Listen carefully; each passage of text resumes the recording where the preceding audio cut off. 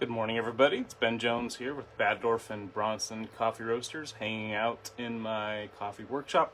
And today we're going to look at how you can do a pour over when you don't have all the gear.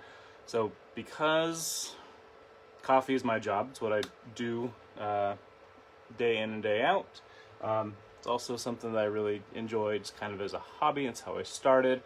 I've collected over the years a lot of really fun toys and gear and things. Fancy grinders, really fancy Pourover kettles. Whether it's the plug-in automated kind or something stovetop. I've got a lot of toys and tools, and honestly, if I was just a regular Joe, I probably wouldn't be investing the money in as much gear as I have. I would be much more thoughtful about it. But anyway, tools of the trade. Let's look at how we can do pour over coffee without all the gear. First thing I want to talk about, though, is if you to keep things really simple, some of the best and easiest ways to brew coffee without a lot of special gear are things like the French press, the Clever dripper, and the AeroPress. All of those, you add your hot water into with the coffee grounds, you let them sit and steep, and then you filter it out. With that, the delivery of water is not as crucial. Once you start getting into things like the Chemex, the Kalita, the V60, or what we're going to do today is just a regular mug top Melita style pour over, where it matters how you deliver the water. We want to make sure we do that well. So to start, I have my Melita filter. Set the bee house aside, and we're going to go even more simple. And I'm going to pull out my Melita plastic cone, just because, as I said, we're going to keep it simple. We're going to do a basic. Also, I'm going to take my scale and just set that aside. So we're not going to play with that. What I am going to use, though, is my favorite diner mug. I know that is going to hold the coffee I like to drink. I used my kettle only to heat the water. If I was at home, I would heat it, or in the house, I would heat it in a tea kettle on the stovetop, or you can just boil it in a pot. And then I'm going to use a good old-fashioned Pyrex measuring cup. To start, the water in my heating kettle, I've heated it higher than I need it to go. And I'm doing that because I want to preheat the Pyrex. Right now, this is cold to the touch, and then it's warming up with this hot water. I'm going to use that to also preheat and rinse my filter, because I don't particularly enjoy the flavor of paper in my coffee, so I'm going to rinse that paper flavor out. It also helps to keep that filter seated where it needs to be.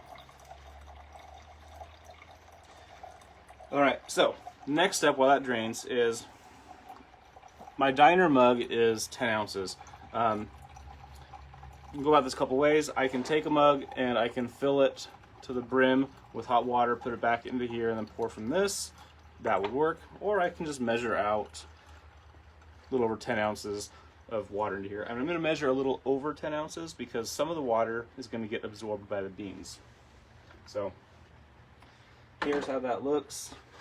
I better turn it around to the imperial measurements.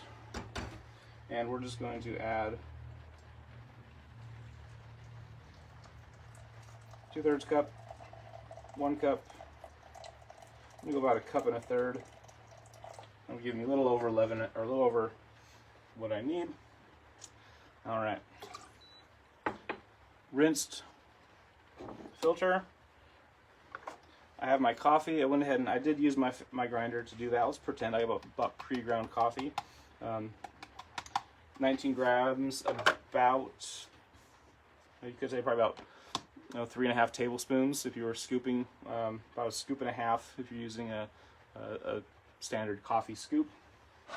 And then from here, let me see, I'm going to make sure y'all can see this. I need to hurry because the longer I wait, the colder that water is going to get. All right. So to start, I just want to deliver a little water for the bloom, just enough to kind of disrupt the top, let it start to dribble down. All right. Pouring out of this spout gets a little clunky, a little clumsy. Some things you can do to control that: you can take a spoon and just hold it there, and that'll help to reduce, kind of soften the delivery. My favorite thing is just to take a bamboo skewer, the kind you might use if you were, skewering vegetables and putting that on the grill. And I just lay that across that spout, and then when I get a good pour, that'll run down. You maintain a little bit of momentum. That works. There we are. And we can also just continue to add a little bit like this. You have a lot of options. This is going to be a perfectly good cup of coffee. You don't need to have all the stuff. I do like the kettles because it makes things very easy to control your pour. I also really enjoy that part of the whole aspect. I like that aspect of the whole process. I kind of like the tools, I like the toys. They're fun. But don't sweat. If you don't have it, this is good. Now, here's the should-haves, right?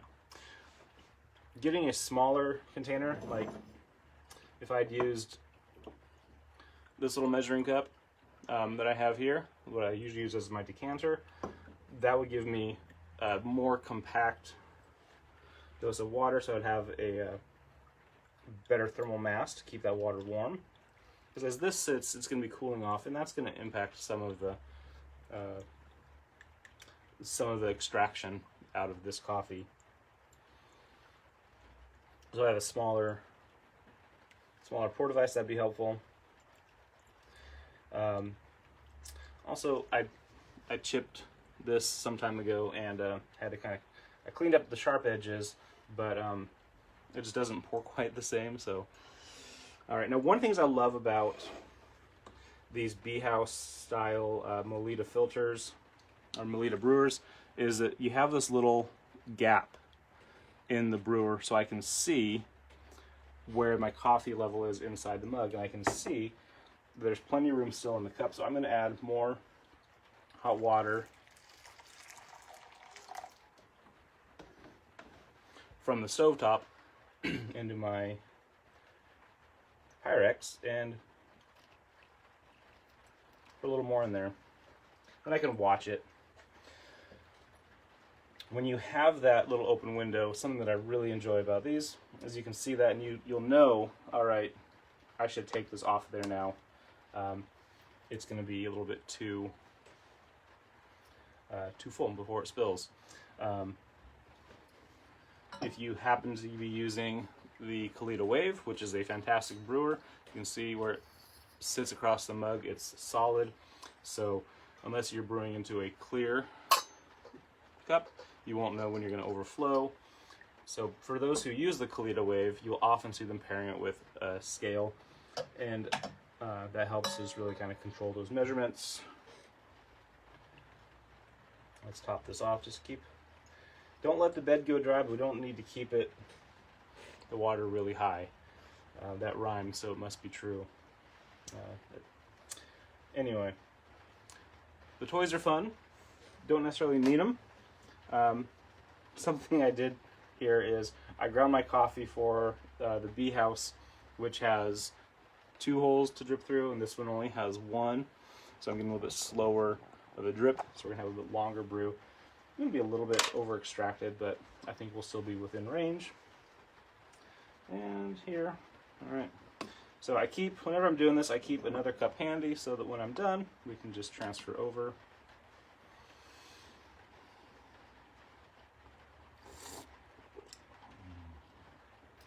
Good cup of coffee. Another thing to keep in mind, if you like to drink the darker roasts, if you really enjoy the smoky, pungency, that really rich flavor you get in a French roast or an Italian roast, or if you're drinking a blend that has dark roast components, you can get away with cooler water. So this method, where light thermal mass, faster cooling of the water, it's going to have less of an impact. If you're really into highly zippier, more acidic, lively medium roast coffees, like if you're pulling in some of our single origins, you may find that this loses a lot of heat, and you'll have to make some compensations, smaller grind size to get more extraction out of it, more stirring, so you might even add some agitation into your brewing. As temperature drops, we need to do something to kind of boost up the extraction in some of the lighter medium roast coffees. There we go. So, real simple, real straightforward. You don't need all the fun toys to make pour-over coffee. If you have them, they are really fun. So what I used here, this was the first pour-over I ever bought. I think I paid, it was less than $3 at a grocery store.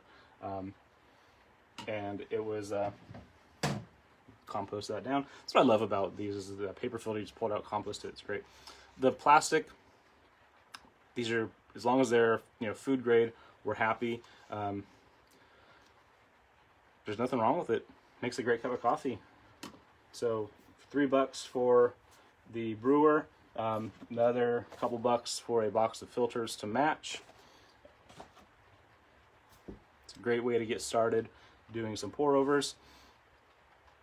Pyrex measuring container works really well. And then again, take a bamboo skewer or a chopstick, and if you lay it right across the top into that spout, that will help to direct your pour. You can also then slide in and out and change the length, how far that water drips. You can do a lot of manipulations there.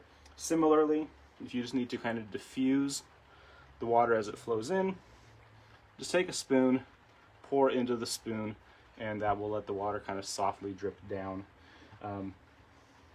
Even with pour spouts, I do find that you can't pour too, you have to have some momentum. A slow pour is a little difficult with these. Difficult, but not impossible. So, great tips for if you are traveling, like we do that anymore. If you ever happen to find yourself without your toys, or if you haven't bought your toys yet, you can definitely do this. Or if you're just curious about what's it like to make one cup of coffee in the morning, you want to get into this ritual. This is my morning yoga. You can do yoga without a mat, but if you have a good quality yoga mat, that sure makes a difference. But it's still yoga, and it's still a cup of coffee. This is a perfectly good cup of coffee. I actually kind of like this, I might say a little bit better, because the temperature is a little bit lower and I could drink it right away. Maybe it's just because it's really cold in here. So fun note, this countertop in my shop, it's a sheet steel, so it gets cold when when it's chilly outside. It gets cold in here, so that's why I have the cloths on the counter. Help to insulate, and I don't want to be going ding ding ding. So there you go. That's the tour of the shop today. Thank you for joining us. Check out batdorfcoffee.com. We've got some fun coffees coming up soon, so stay tuned. About next week, this time next week, we should have a brand new coffee sitting out on the web store ready to go. Order yourself some coffee, drink good coffee at home. Thanks for joining.